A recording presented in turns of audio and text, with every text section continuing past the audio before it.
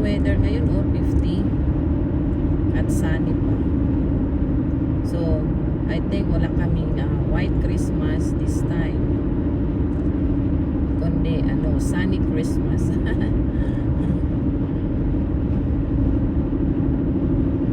So, punta tayo guys sa Overland Park sa bahay ng friend ko. Kasi, siya yung may malaking bahay sa Leeward. Malalaki yung mga bahay doon. Mga mayayaman doon guys. Mga bigati. So, ito yung way natin. Ayan o. Medyo marami-rami yung car.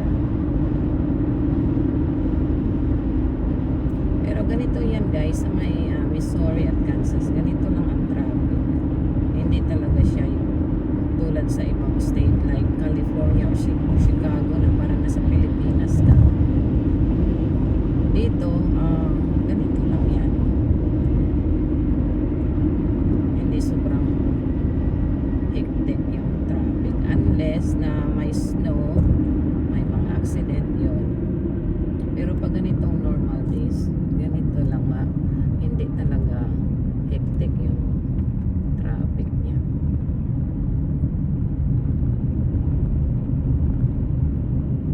So, nagdala lang pala tayo ng guys, turon. Yun lang kasi ang meron ako at yun ang sinabi ko na dalhin ko. Wow, very sunny.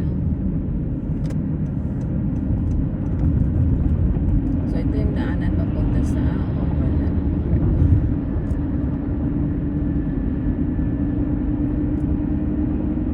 Pag papunta sa Overland Park guys, medyo doon, medyo madami-dami doon cars kasi nandoon talaga yung business establishment.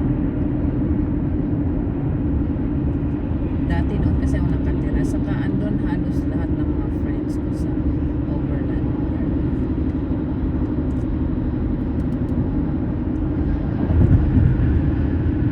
Nalipat lang ako sa Missouri kasi yung boyfriend ko sa Missouri siya nakatira. Ngayon, husband ko na.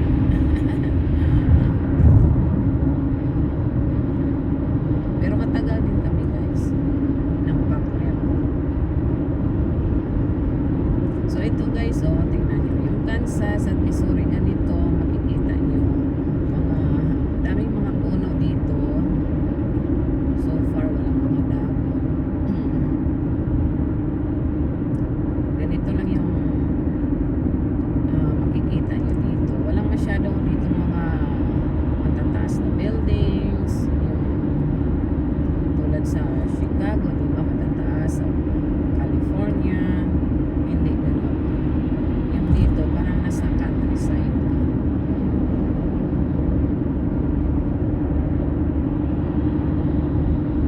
Ano na pala ako dito sa Kansas guys, I think 21 years. Ganyan ako katagal dito. Pero I'm thinking sana hopefully that will make my wish come true.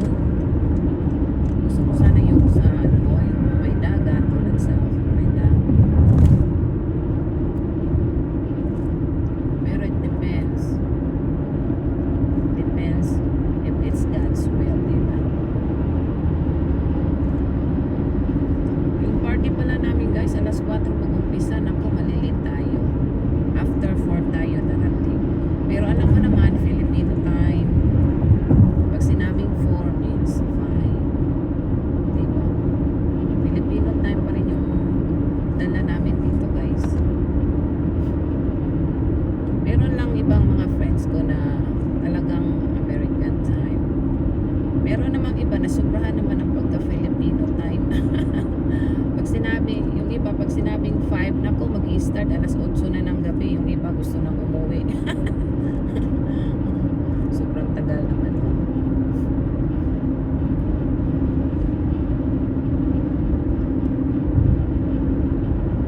So maganda dito guys mag-drive sa Kansas. Lalo na sa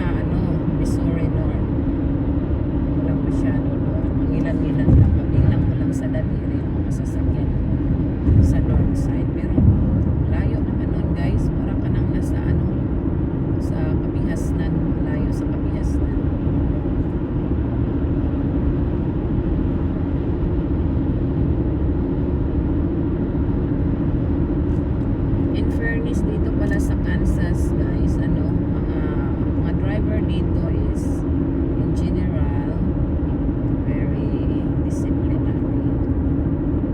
Sa Missouri medyo ano ka dahil yung iba doon mababa yung pasensya.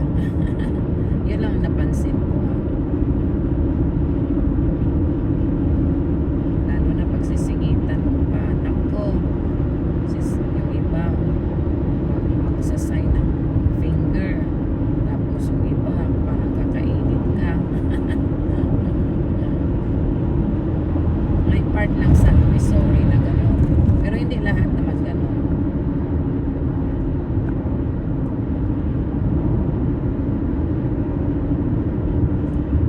Ayan yung makikita nyo dito guys na green ay yung mga ano lang yan, yung mga evergreen.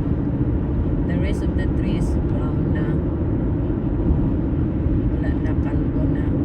Wala na mga dahon. Babalik uli yun sila sa spring.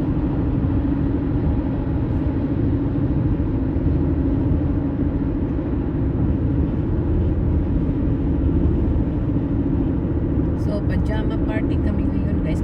Kaya nakasuot ako ng pajama.